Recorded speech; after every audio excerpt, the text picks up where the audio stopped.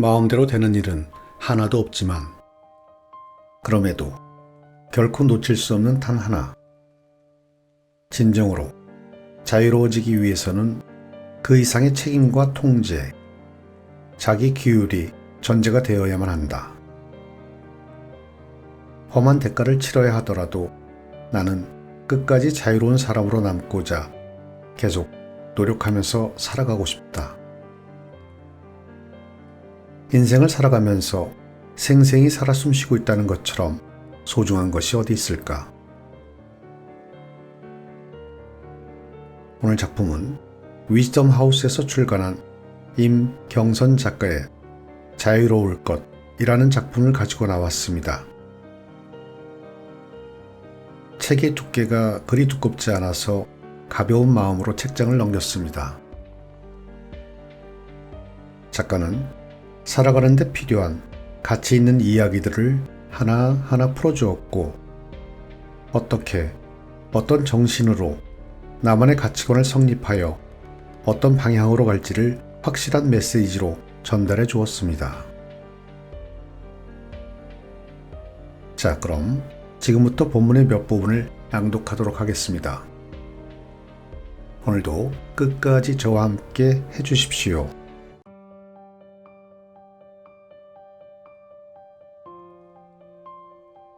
솔직함이란 감정에 따라 일어난 생각을 숨기지 않고 타인을 의식하지 않으며 자연스럽게 표현하는 성향이다. 그렇게 할 수 있는 이유는 평소 좋은 마음 상태를 유지하려고 노력해왔고, 그로 인한 자신의 선한 의지에 대해 어느 정도 확신을 가지고 있기 때문이다. 그리고 선한 의지를 바탕으로 한 솔직함은 사람과 사람을 보다 깊은 곳에서 연결해 준다. 그러한 감정을 주고받을 수 있는 사이는 서로에게 깊은 친밀감을 가진다. 솔직해짐으로써 타인의 비난을 감수할 것인가? 아니면 하고 싶은 말을 억누르면서 스스로를 미워할 것인가? 가급적이면 전자였으면 좋겠다. 독립된 개개인이 솔직해질 수 있는 힘을 가지기를 바란다. 어른이 된다는 것은 자신의 솔직한 감정들을 억누르는 것이 아니다. 확고한 가치관 위에서 심플하게 솔직해지는 것이다. 그렇다고 난 원래 이런 사람이야 라고 단언하고 마는 건 좀 곤란하다. 그 말은 이게 나야. 어쩔래? 로 번역될 수 있다. 솔직함을 오만함으로 착각하는 일이다. 난 원래 이렇다 라고 일방적으로 선언해버리는 솔직함은 궁극의 자기 합리화이자 정신 승리 혹은 변명이 될 수 있다.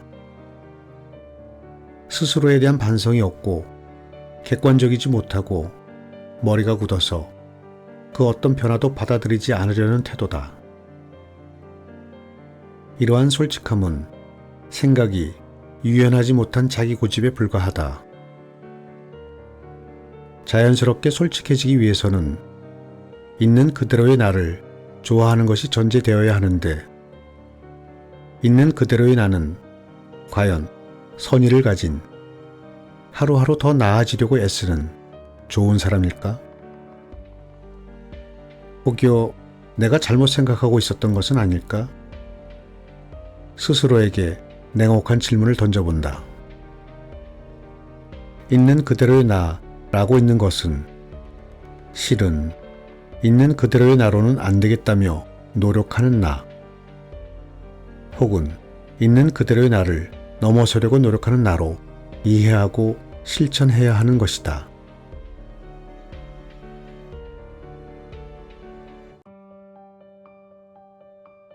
얼마 전 20대 시절의 지인에게 문자 메시지로 연락이 왔다. 그 시절 같은 업계의 다른 몇몇 여자들과 함께 정기적으로 모임을 가졌던 사회 친구였다. 결혼 이후 내가 다른 업계에 종사하게 되면서 연락은 자연스럽게 두절되었다. 그녀가 나의 가까운 지인을 우연히 만나면서 내 연락처를 알게 되어 문자 메시지를 보낸 것이다. 나도 반갑게 그간의 안부와 근황을 물었다. 몇 차례 흥겨운 문자 메시지가 오갔다. 거기까진 좋았다. 옛 멤버끼리 한번 뭉치자. 이 대목에서 불편해지기 시작했다. 오랜만에 연락이 닿거나 우연히 길에서 만난 사람들끼리 명함을 주고받으면서 언제 한번 제대로 보자. 다음에 한번 뭉쳐야지. 라는 말은 참 많이들 하지만 정말 그러고 싶은 것일까? 어쨌든 있는 그대로 솔직하게 말하기로 했다. 뭘 또 번거롭게 뭉쳐. 과거는 그냥 아름다운 과거로 남겨. 문자 회신이 곧바로 왔다. 나쁜 것. 인연을 소중하게 생각하라. 의리상, 도리상, 시간을 내서 만나는 것이 싫었다. 의리나 도리는 대개 하고 싶지 않은 것에 명분을 주고 타인에게 만족을 주기 위해 내가 무리하는 것이니까. 때 되면 만나겠지. 볼 사람들은 어떻게든 보게 되잖아. 야박하고 매정한 것일까? 하지만 인간관계에서 과거는 과거일 뿐이다. 행여 진심으로 10여 년 전의 멤버들을 이제와 굳이 다 모아서 만나고 싶어 한다면 그것은 그녀의 현재 삶이 만족스럽지 못해서 그런 것처럼 느껴졌다. 나는 그녀가 현재 자신의 삶에 만족하며 행복하게 지내기를 바랬다. 늘 처음 만나는 사람들처럼 세심하고 조심스럽게 관계를 다져가는 성의를 보여주는 사람만이 시간이 흘러 현재의 관계에서도 살아남는다. 그러니 과거에 친분을 맺은 기간이 아무리 길었어도 지금 점차 멀어져가는 사람들에 대해 무리한 책임감이나 죄책감을 느끼지 않았으면 좋겠다. 사람들은 내 인생 속으로 들어왔다가 또 나간다. 지금 내 곁에 있는 사람들을 진심으로 마음을 다해 아끼고 좋아하면 된다.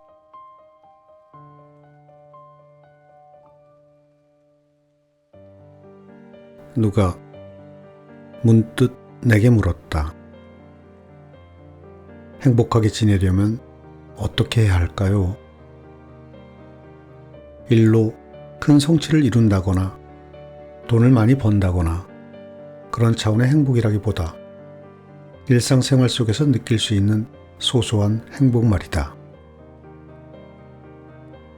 웬만해서는 막힘없이 생각을 말해왔지만 당시에 나는 그 질문에 아무런 대답을 못했다. 오랫동안 행복이라는 개념에 무관심했기 때문이다. 행복이라는 단어를 낯간지럽게 여겼고 세상에 가득한 행복 담론들은 현실을 직시하지 못하는 사람들을 위한 나약한 위로라고 치부했다. 항상 조금은 비관적으로 조금은 권태롭게 세상 만사를 바라보았고 그것이 자연스럽다고 생각했다. 그 사이 내가 행복해지기 어려운 사람이 돼가고 있었다. 욕망을 충족하는 것과 감정적으로 행복해지는 것은 비슷한 듯 엄연히 다른 성질을 지녔다. 특정 조건들을 갖추느냐 마느냐와 상관없이 내가 행복을 느낄 수 있는 기질은 별도의 독립적 성질이다. 행복과 욕망은 옆에서 각자 따로 평행선을 그리고 있는 것이다. 자신의 욕망을 충족하는 것과 행복감을 느끼는 것은 다른 축의 문제이기에 행복해지기 위해서는 욕망을 포기하고 주어진 현실에 만족해야 한다라는 흔히 듣는 겸손한 말은 맞지 않다. 행복과 욕망은 각자 독립적으로 존재하기에 둘을 혼동하거나 섞지 말고 갈라놓은 뒤 저마다의 방식으로 충족하면 된다. 더욱 마음속을 정직하게 들여다봤을 때 현재의 일상이 만족스럽지 못한다면 만족할 수 있는 일상을 손에 넣어야겠다는 욕망에 충실해야 하는 것이 아닐까? 인생 별거 있어? 다들 이렇게 사는 거지 뭐. 라며 자신의 욕망을 억누르면서 아무 변화나 행동도 시도하지 않는다면 그것은 너무나 아깝다. 하지만 삶의 질이 가장 큰 부분을 결정짓는 일과 직업의 문제에서는 여전히 만족스럽지 못한데 바꾸려는 시도도 없이 눈 감아 버린다면 그것은 진정한 행복을 추구할 기회를 사전 봉쇄하는 것이다. 하물며 만족스럽지 못한 부분을 만족스럽게 바꾸려고 노력하는 과정 자체가 실은 무척 행복감을 주는 일이라고 나는 생각한다.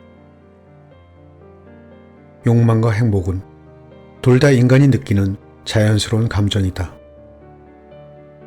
욕망은 욕망대로 최대한 노력해서 추구하는 근력도 필요하고 욕망은 욕망대로 너그럽게 감지하는 촉도 필요하다. 다시 말해 욕망을 위해 행복을 포기할 필요도 행복해지기 위해 욕망을 포기할 필요도 없다.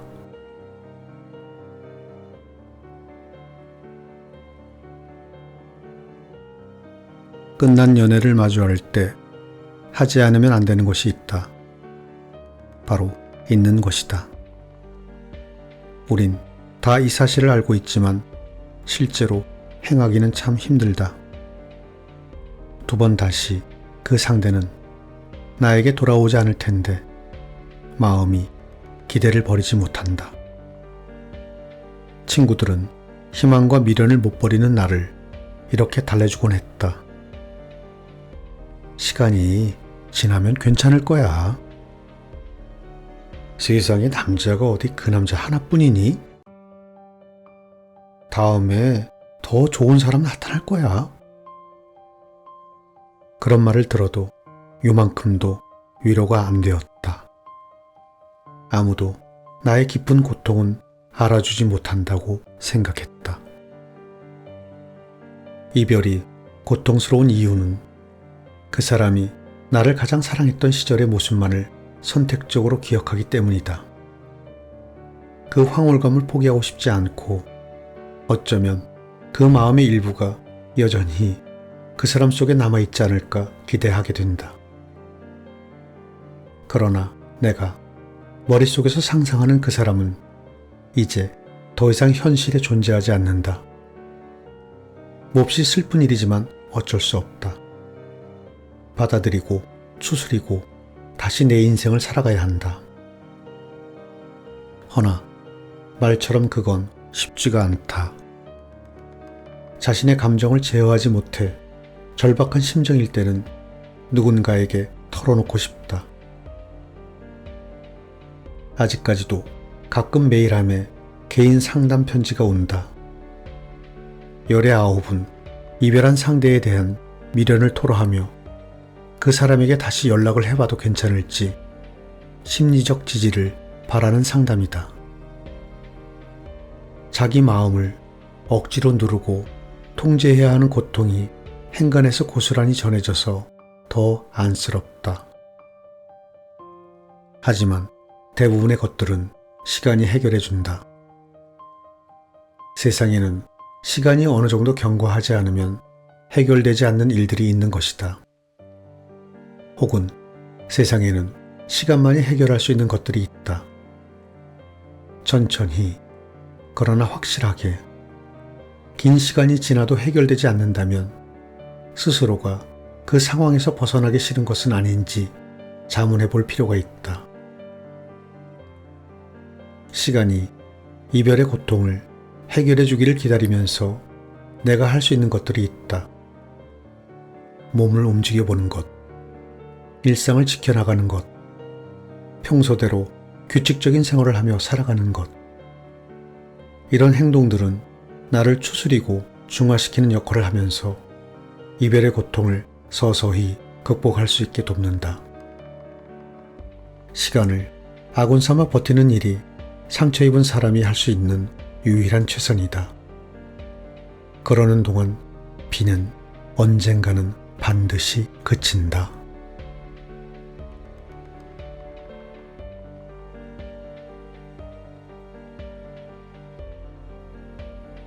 오늘 낭독은 여기까지 하겠습니다. 오늘도 끝까지 저와 함께 해주셔서 감사합니다.